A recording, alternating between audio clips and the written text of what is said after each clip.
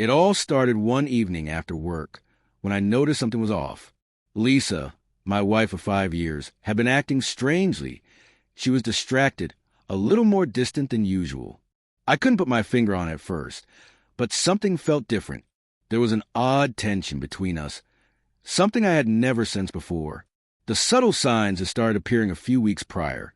Long late nights at the office, a sudden obsession with her phone, and that familiar guilt in her eyes whenever I asked about her day. The usual stories she gave me about her work seemed rehearsed, but I dismissed them as stress from her job. Maybe I was overthinking things, I told myself. But then one night, I saw it. A random message from an unknown number popped up on her phone, which she had left face down on the kitchen counter. I couldn't help myself. I grabbed the phone and unlocked it. The text was clear. Can't wait to see you tonight. 9 p.m. at our usual spot. I'll be there early to set things up.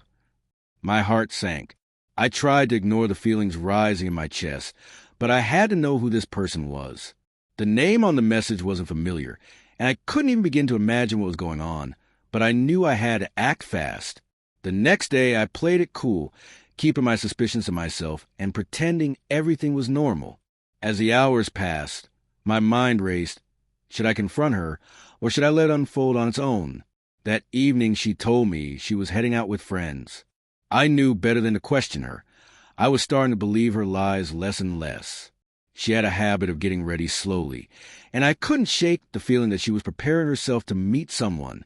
As she left, I made a decision. I would follow her. I had to know the truth.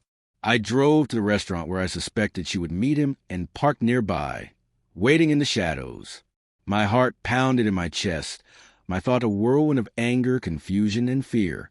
What would I do if I actually saw her with another man? How would I confront her? I had no plan, just raw emotion. Minutes passed, and then I saw her walk into the restaurant, glancing over her shoulder as she entered. She was dressed up, not just casual. She looked different, like someone else was already expecting her. Then it happened.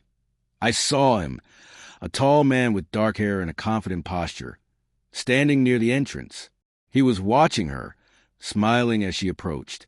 My stomach twisted, but I stayed hidden in my car, watching them interact. I couldn't take it any longer.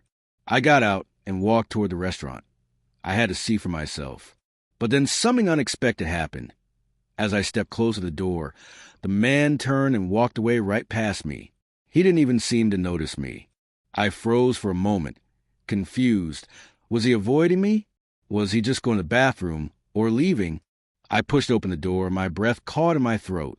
Lisa was sitting alone at a table, nervously glancing at her phone. She looked up at me, her face draining of color as her eyes met mine. She stood up, stammering, "What are you doing here?" Her voice was shaky, but there was no denying the panic in her expression. For a moment we just stood there, taking in the situation. She looked like a deer caught in headlights, trying to figure out how to lie her way out of this one. But there was no time for games anymore. I walked up to the table, keeping my voice low but firm. "I know what's going on. I know about him." Her face paled even more. What? You don't know anything," she said, her voice trembling, but the lie was so obvious. Her eyes darted to the door as if expecting him to walk back in, but he never did. I leaned in closer, watching her every movement. "I know you've been seeing someone else, and I know it's not the first time." I could feel the anger bubbling inside me, but I kept my composure.